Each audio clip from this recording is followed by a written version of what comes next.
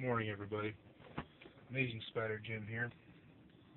Thought about this for a while, and I wanted to go ahead and share it with you guys.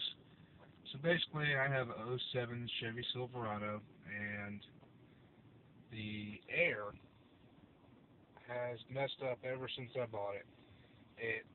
It would switch between blowing straight out the vent like it should, excuse me, to going to defrost on its own. I mean, I've brought this thing in about a dozen times, and like 3 times within the first 2 months of buying it. And I don't want to hear anything about the lemon law and all that, because you have to go to court with a lawyer on that, and it's not worth the time. I mean, I've had trouble, but here we are.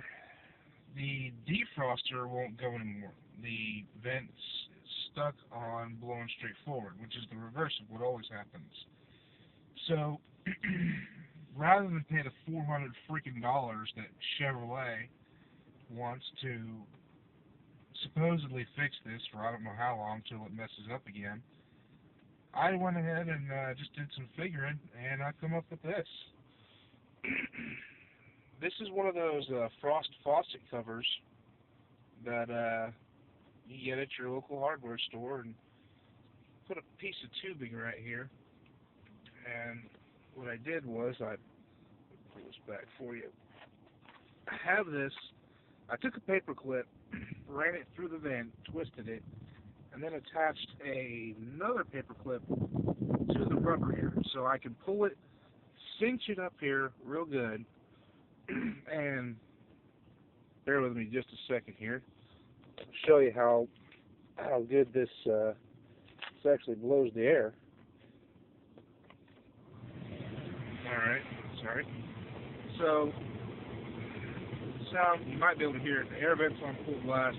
Here's one of my daughter's headbands. I mean, you can see how hard that's blowing. I've actually fogged up the window myself the other day just to really test it, and it works. I mean, I've made 2 of them, one for here, because that vent and that vent, I believe, share a tube, and this vent here and this vent here share a tube.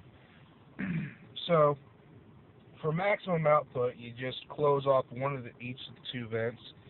This one, you may want to, you may not. You don't need a second one. You can make it work, but it just makes things go that much quicker, especially when you have to drive as much as I do.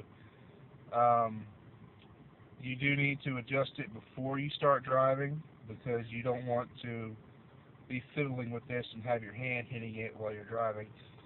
That's why I can't do it on this side at all with the gear shifter.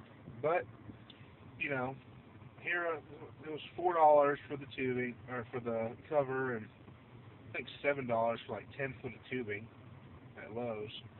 And it works. I mean, it works like a charm. I mean, it's not pretty. I'm going to get some paint and color this the same as my dash, so it'll look a little tolerable. Not quite as ghetto, a little more of the upper ghetto status, if you ask me. But I saved $380-something, folks. So if you're like me, you're sick of paying for it, and you know what?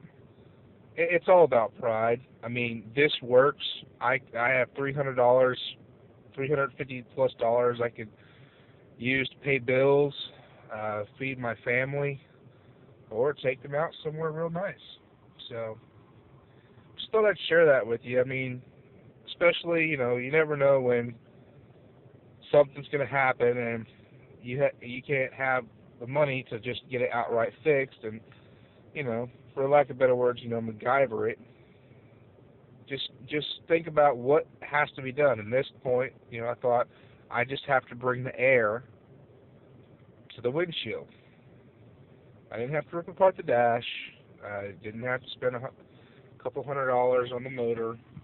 Didn't take me all Sunday to do it.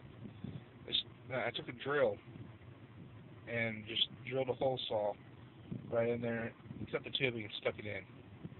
put 2 paper clips with it. It took me about 10 minutes, including walking from the house to the truck.